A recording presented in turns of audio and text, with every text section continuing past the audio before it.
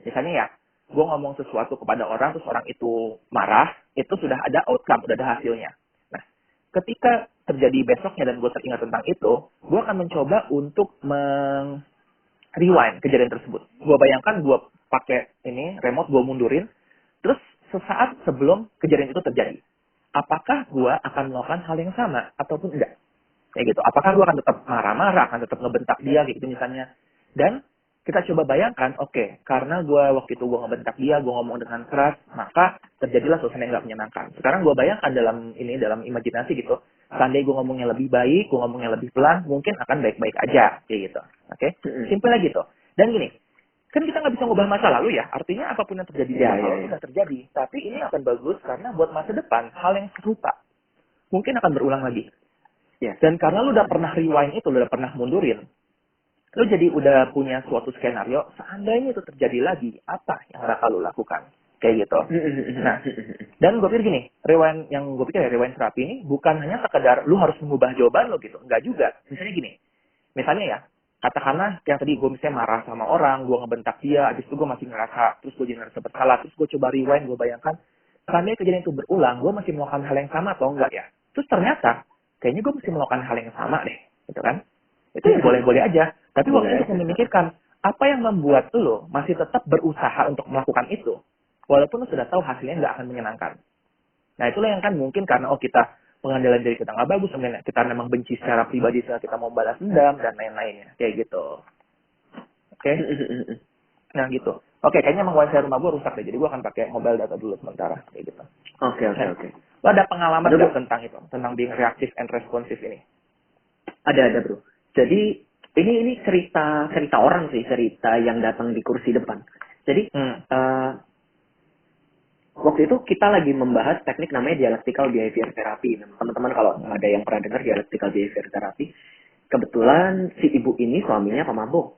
Jadi tiap dia pulang ke rumah udah ketebak tuh, wah kalau bir ada di mana-mana, terus bau alkohol menyengat, pasti suaminya ngamuk nih.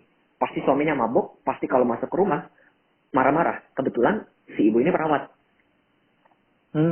Dan setiap kali ada suaminya marah-marah, biasanya refleksnya adalah dia marah balik. Kemudian intensitasnya akan makin meningkat tuh perkelahiannya.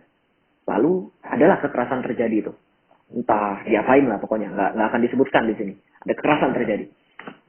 Waktu itu kita belajar untuk teknik DBT namanya stop. Stop itu singkatan teman-teman. Stop singkatan pertama huruf S. Stop, beneran. Stop. Jadi stop itu singkatan huruf S pertama, stop. Kedua, T itu take step back. Take step back, mundur.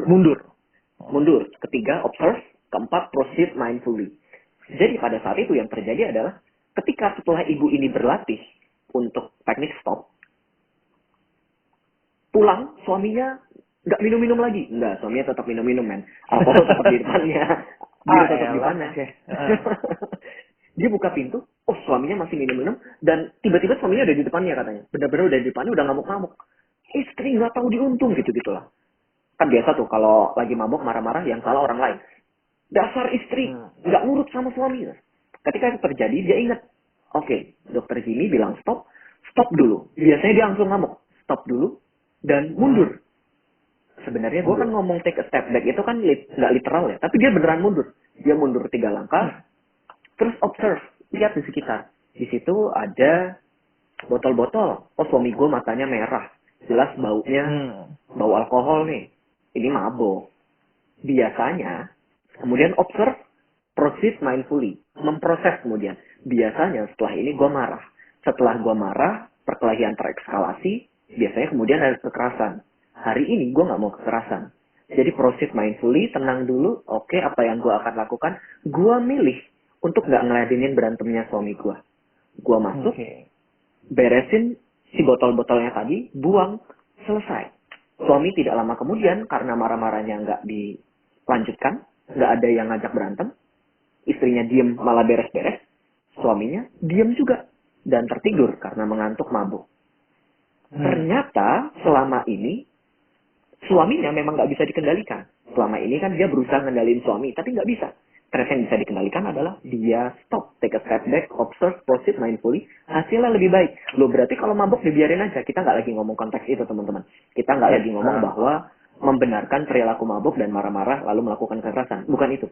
Saya lagi berbicara, ternyata kalau kita mundur sejenak, melihat situasi dengan lebih real, melihat sekitar, observe betulan, lalu memprosesnya, kira-kira biasanya saya melakukan tindakan apa dalam konteks ini.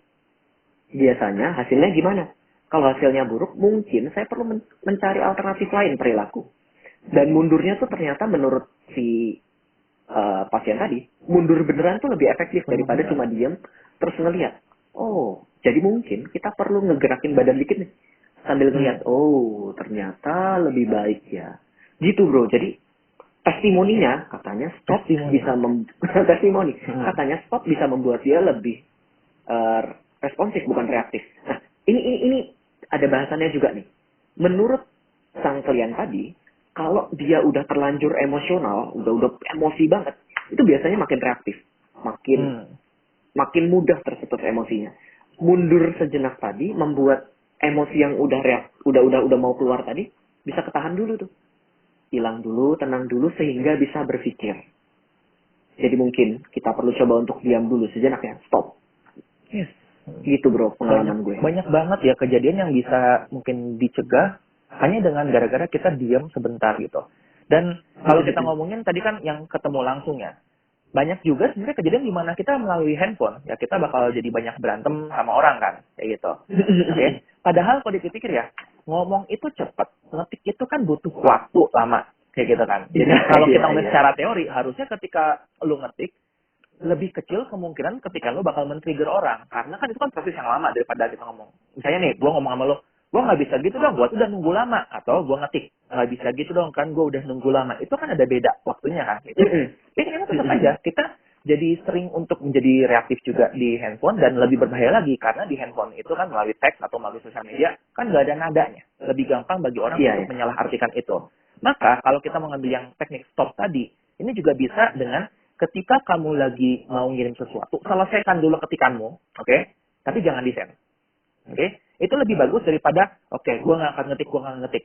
Justru kan teknik dalam GBT ya, kita disuruh untuk menulis surat, untuk menulis email, sesuatu, termasuk kita tuliskan message itu, dan seolah-olah itu udah siap buat kamu kirim, terus kamu taruh dulu, oke? Tarik nafas, minum, atau apapun, terserah, WC gitu, cuci muka, terserah, dan balik lagi, lihat. Itu, handphone lu, telepon bunyi kayaknya. Iya, farmasi bunyi, bentar. Iya, selamat siang. Iya, kita sambil melihat Jimmy Hyung sedang konsultasi. Benzo yang ada apa enggak? Oke, gue sambil ngomong aja ya supaya kalian fokusnya ke gue, nggak usah ke Jimmy dulu. Jadi yang bisa kalian lakukan adalah gini, seandainya misalnya nih kalian lagi mau message kayak gitu, ya abis kalian ketik sampai selesai, jangan di-send dulu, lo taruh, lo lakukan aktivitas yang lain, oke? Gak usah lama-lama, bahkan sekedar lo ke WC, kencing dulu, atau cuci muka, atau minum air, ataupun terserah. Habis itu balik, dan lo lihat itu. Dan lo coba untuk pikirkan, ada yang bisa gue edit atau enggak dari sini, oke? Apakah ada yang harus gue edit atau enggak? Kalau misalnya gue kirim, apakah akan jadi berbahaya? Apakah akan gue menyesali? Kita begini sih. Kalau sudah lo kirim, ada nggak yang mau lo edit dari situ? Kalau seandainya ada, itu mungkin artinya lo perlu untuk sedikit untuk sedikit hold back dulu gitu. Oke. Gitu. Tadi gue ngomongin tentang handphone. Nah. Oke. Berhenti dulu ya buat pakai handphone ya. Tadi. Nggak apa-apa. Jadi tadi untuk taruh dulu, beneran literally kita taruh dan ngapain pun ngelihat ada nggak yang mau kamu edit atau enggak dari situ. Kayak gitu. Karena tadi kata-kata yang sudah kamu lancarkan, kalau sudah kebaca oleh dia itu nggak bisa diedit lagi. Lo bisa edit yang udah lo tulis, tapi lo nggak bisa edit apa yang sudah terbaca oleh dia. Dan itu yang benar-benar sangat penting banget untuk kita mencoba untuk reaktif. Terus mungkin gini ya, gue tadi mau ngebahas ini, tapi gue pikir gue nungguin sampai lo selesai untuk telepon. Ada 3 filter yang biasa kita sarankan untuk mencoba supaya kita tuh nggak terlalu reaktif. Oke? 3 filter ini biasanya bocor karena kita mau menyampaikan sesuatu ke orang lain, entah itu ke anak, ke pasangan, ke teman, ke pacar, suami, istri, ataupun siapapun gitu. Dan biasanya yang menyebabkan, aduh harusnya gue nggak ngomong kayak gitu. Nah itu adalah ketika filter itu bocor. Filternya simpel aja. Filter pertama begini, apakah itu perlu atau nggak untuk disampaikan? Dan rata-rata memang ya perlu gitu kan. Sebagai contoh gini ya, misalnya ya, katakanlah ada ponakan gue datang, terus ponakan gue banting HP gue prak gitu, sampai pecah gitu. Bener juga kenapa seorang anak bisa banting gitu sampai pecah. Tapi katakanlah seperti ya skenario-nya. Gue mau marah-marah, terus inilah filternya. Pertama, apakah harus diomongin atau enggak? Perlu atau enggak? Dan jawabannya adalah perlu. Oke? Perlu. Walaupun ini anak-anak, dia nggak ngerti apa yang dilakukan, dia tetap perlu tahu bahwa dengan membanting kayak gitu, ada konsekuensinya jadi rusak, orang bisa marah, dan lain-lainnya. Oke, filter pertama deh. Filter kedua adalah, apakah harus saya yang ngomong? Nah, banyak orang yang jebol di sini filternya. Dalam hal ini kan, ini ponakan gue, yang mungkin yang lebih baik ngomong adalah mamanya atau papanya, kayak gitu kan. Mungkin nggak harus gue, kayak gitu. Oke? Dan ini juga misalnya, inilah yang misalnya kayak, waduh saya kesel nih sama coworker saya misalnya, teman kerja gitu kan. Gue yang ngomong langsung, nanti malah jadi bermasalah. Apa mungkin yang perlu ngomong atasan kita yang kita ngerasa cukup bisa untuk menengahi, kayak gitu. Nah, filter pertama, kedua seperti itu. Yang gawat nih bro, filter ketiganya. Yaitu, apakah harus sekarang? Oke? Karena banyak banget yang kita kayak, ya tadi kan kita mau reaktif. Pokoknya begitu pas diomongin, wah, ini lagi kata-kata bagus nih, ini counter yang sangat-sangat efektif. Gua akan katakan sekarang dan akan menyebabkan dia jadi sakit hati. Kita tergoda untuk seperti itu. Nah, itulah saat yang kita coba untuk filter. Harus diomongin? Harus. Harus gue yang ngomong? Iya. Haruskah sekarang? Tanda tanya. Bisa jadi, mungkin kalau sekarang kita ngomongin dalam kondisi orang lagi marah, nggak akan nyampe juga message-nya. Percuma. Atau kita bisa, yang gue inginkan kan supaya message gue nyampe. Mungkin gue akan nunggu sekitar 1 jam ketika dia sudah mulai lebih adem, atau mungkin besok deh, kayak gitu. Nah, sambil menunggu itu, kita melakukan yang tadi, take a step back itu loh. Kita yang di pada stop itu di mana kita tahan dulu, mundur, dan lihat nanti. Manfaatnya gini, ketika kita menunda itu selama katakanlah 10 menit aja kita tunda ya, otak kita akan mencoba reflektif. Apakah ini yang baik atau nggak untuk dilakukan? Apakah ini benar-benar it defines me? Apakah gue sebagai manusia akan melakukan ini? Kayak gitu. Apakah ada kata-kata lain yang perlu gue lakukan? Atau jangan-jangan kita ngerasa mungkin masalah ini lebih besar dalam pikiran kita dibandingkan dalam kenyataan. Gitu. Sesimpel kayak gue pernah ada klien yang ya dia berantem sama istrinya gara-gara dia naruh gelas di atas wastafel. Simple. Naruhnya jangan gitu, taruh di tempat cuci piring, jangan di atas wastafel. Kayak gitu. Itu bisa bikin berantem. Betul kan? Dan gue ngajarin teknik kayak gitu. Akhirnya setelah dia bilang iya sih, akhirnya dia untuk ngelawan, terus dia cuma oke, sorry ya, ditaruh. Itu sangat-sangat menyelamatkan hubungan banget. Dan itulah ada bukti bahwa kadang kita memang lebih menderita dalam pikiran kita dibandingkan dalam kenyataan. Kayak gitu. Nah, buat teman-teman ya, jadi mungkin bisa tuh, kalau mau mulai gimana biar gue nggak reaktif. Tadi kita udah bahas banyak caranya. Lewat kata-kata boleh, lewat teks juga boleh. Tapi banyak kan memang dari tadi, take a step back. Itu yang paling penting ya sih.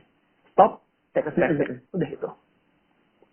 Karena kadang yang kita butuhkan juga bukan waktu yang lama-lama banget ya bro. Nggak sampai setengah jam, 1 jam begitu. Kayaknya hitungan menit saja udah cukup untuk kita mikir ulang gitu.